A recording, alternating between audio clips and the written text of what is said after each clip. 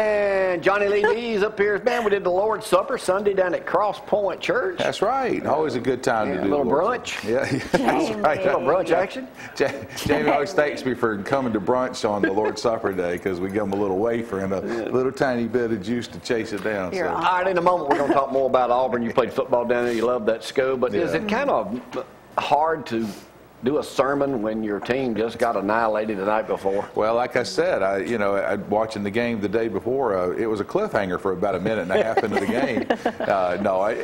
You're one of the few preachers that I'm going to compare you to Tim and out at Clements. Tim will dog them out. He'll dog anything out. He's a Bama fan to get-go. Dusty, he ain't too that bad, and you kind of straddle the fence a little bit. You don't want to.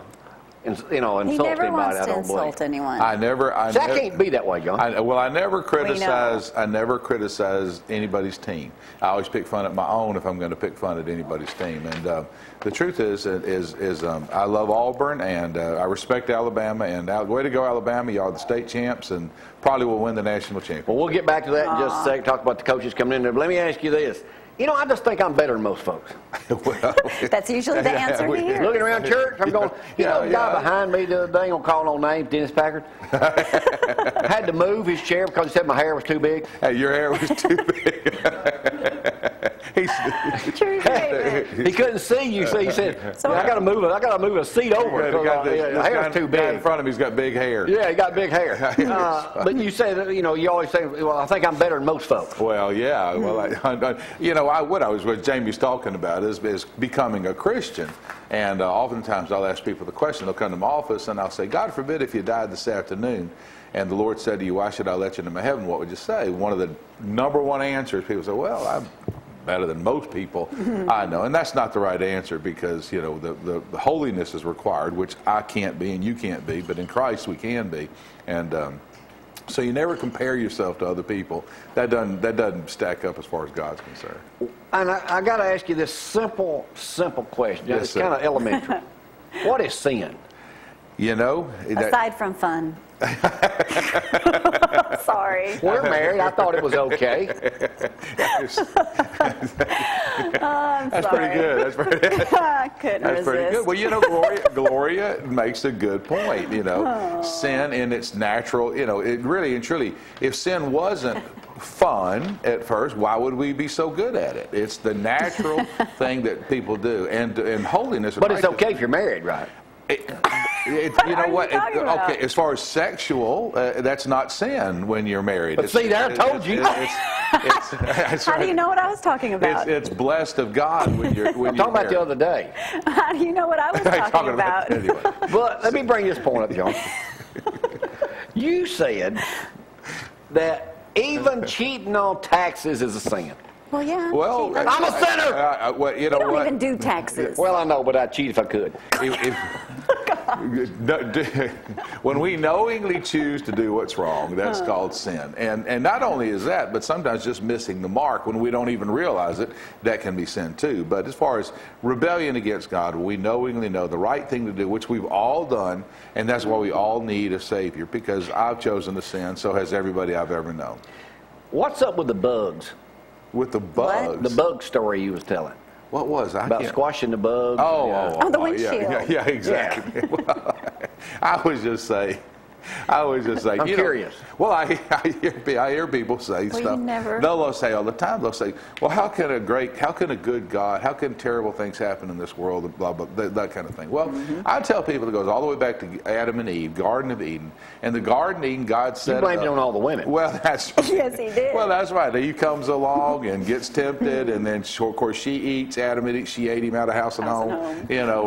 But the fact of it, God at that point could have said to Adam and Eve, listen, you guys, y'all chose your daddy the devil, just all you and all your stupid kids go to hell.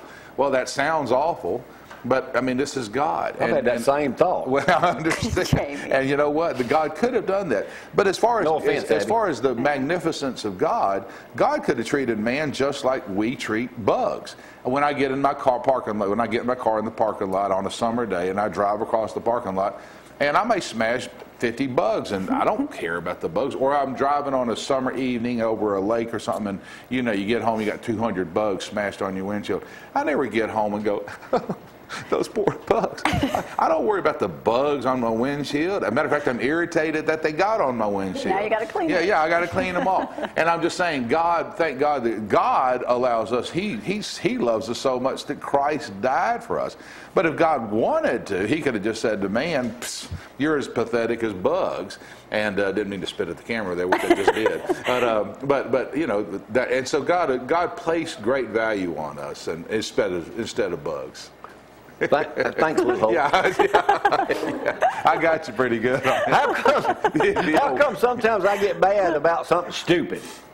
Because we do get mad about it. We you know what, if we really get mad now. A lot of times. If we really think back, a lot of times what we got mad about, in retrospect, wasn't it pretty stupid what we got mad about? Especially in marriages. How many fusses and fights do you know, even a week later, you can't even remember what you were upset about, but we get upset at the time about the silliest and the stupidest things. And we all do it, but we just, that's why we always say to ourselves, respond, don't react, because it's easy. That's a good example. Now, you're marrying a friend of ours Saturday at church. I guess that's still on, isn't it? Yes, it is. Supposed to be. Knowing them, I don't really know. That's right. But you have to meet with people and do counseling at least once before you. What do you ask them? All kind of questions. I know. Number one, why are you marrying this person? Well, that'd be my first one. Yeah, number one question. Well, I'll ask them that kind of question. I'll talk to them about the word is not we're in love. We're in love because everybody's in love at that stage. But are you prepared to make a commitment? Because commitment's the stronger word. I mean, because everybody, you know, this Saturday in the United States there'll be 5,000 weddings across the country. Oh wow! And well, not in Alabama after 3 o'clock. No. You know, we did this wedding early. That's right. We're doing it at 11 o'clock. The bride was so nice, she allowed the two of you to set the time. Yeah, exactly. John, you made this statement. Yeah. Every day I'm living, I'm dying. Isn't that the truth? No matter what and that sounds pretty morbid, doesn't it? But it's something for us to all remember. No matter what I do, and I kind of was gross, I guess, but no matter what I do, every day that I live, I'm dying. Want a piece of chocolate? Yeah, that I'll be dying quicker with that. But you know, no matter what I do, my hair's getting grayer, my nose hairs are getting longer, my ear, and all those things like that. We're getting older and older. But you know what? Every day that you live is one day close to eternity, and that's why don't waste your life not living for eternity, because you're heading there one way or the other, and you want to make sure that you're going to be in eternity with the Lord and not separated from God, because that would be hell. All right. That would be Let's change the subject, Johnny Lee. Sure. Let's talk about Auburn. Gene Chizik on the front page this morning, fired, no shocker to you. No. You know Jay Jacobs personally. You played ball down there for Sugar Jordan, the legendary coach. Sure. ESPN and articles in the paper this morning all are leading toward Bobby Petrino to be coach. You think that's going to happen? If they're saying it, they probably know more than I know, and I certainly wouldn't be alarmed or surprised if it is. All right, some of these statements I'm going to read to you right now. Tell me if you believe it. Tom Luganbill, it's unbelievable, but I would say that it's not very appealing. Talking about Petrino, there's too much negativity swirling around it. Another guy, Greg Doyle, CBS Sports.com, said any candidate willing to take the Auburn job should be crossed off the list because he must be a moron. Says this is Nick Saban's fault, of course. He's got a thing rolling at Alabama and says who'd want to coach against him. Says Gene Chizik is why which the hire will be so hard to get right now. And then another guy, Sporting News columnist Matt Hayes, says it's the hardest job in America now open for business. Bring your thick skin and strong back. It says in college football, Alabama sucked the life out of Auburn, basically. You're in it to win football games, hire Bobby Petrino. He's not a choir boy. Well, you know, I think all those comments are stupid, and the reason I think they're stupid is because, you know, Pat Dye, after Auburn had gotten beaten by Alabama 9 years in a row, I think he made the greatest statement ever statement when they said, well, how long is it going to take you to beat Alabama? And he said 60 minutes. And you know, and you know what? And in the last 30 years, Alabama's won more national championships, but Auburn's won more conference championships than any other team in the SEC. And what I would say to that is, you need somebody who's not going to listen to all that junk. You know, go down there with an attitude of, hey, we're a good program. We can be a good program. Alabama's better than us right now. We know that. But, you know, you go down there with some swagger. Speaking of Pat Dye, is he part of the problem at Auburn? Could be. You know, could be. From what I hear, he could be. But I don't know that he is or not. But what I am saying is that you need a guy with an attitude of, you know, you don't worry who's across the state. Everybody knows Saban's the greatest coach. So what are you supposed to do? Just quit playing football? Gus Malzahn is also in there. Patterson and Peterson with Boise State and TCU, those guys. Sure.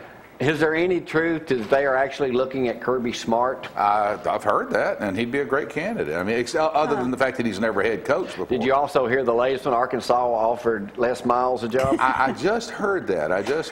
Which, why would he go $27 million for 5 years? Well, you know, Arkansas's got some serious donors up there. And then Stoops was hired at Kentucky, hired Florida State's assistant. Oh, did they? Yeah, they hired Bob Stoops, his younger brother, the youngest of the 3 Stoops brothers. You know, that's great. You know, I think any. Who do you want to coach Auburn? I want. You know what? All I know is this: I've got confidence that Pat Sullivan and Bo Jackson and McCord will make a good choice. And I you know, I do want somebody that's got some. You've got to have some mentality of I'm not afraid of anybody, not going to back down to anybody. You've got everybody out there can hire. Everybody out there, a better word, can recruit 25 players. Everybody's got. It's what you do with them once you get them. It's what you do with them when they get there. And Alabama gets the best 25. We know that. He's the best recruiter in America. Yes. But you know what? They're not so dadgum good that you can't find another 25 players that can compete at all kinds of wrap this thing up. Exactly. A couple questions. Right. Yeah. What do you expect in the Alabama-Georgia game? Georgia's talking a bunch of trash. Yeah. I think Alabama wins by 14 points. Really? Yeah, I think so. I think Alabama, if they play their game, quarterbacks will wash. Both quarterbacks are good. Alabama is, you know, but I'll say this is the best matchup in the SEC. But Georgia hasn't beat anybody. Will Johnny Football win the Heisman? Yeah. I hope so. I hope so. Yeah, if the Heisman's what it's supposed to be, if it's the best. Which is a dumb thing to say that it's the best football player in America. I'm fasting. Come on. I'm fasting. You'll be fasting more when you eat that. I'm fasting from sweets. All right, we got to take a break for the day. We'll be out of here. Don't forget Christmas parade coming up. We need to get some sponsors, and then I'll be calling on each and every one of you here for the next week. It's next week. Weather going to be picture perfect. It will be nice. Yeah, it won't not be like freezing. yesterday. We got to go. We'll see y'all tomorrow. Bye. That was this week.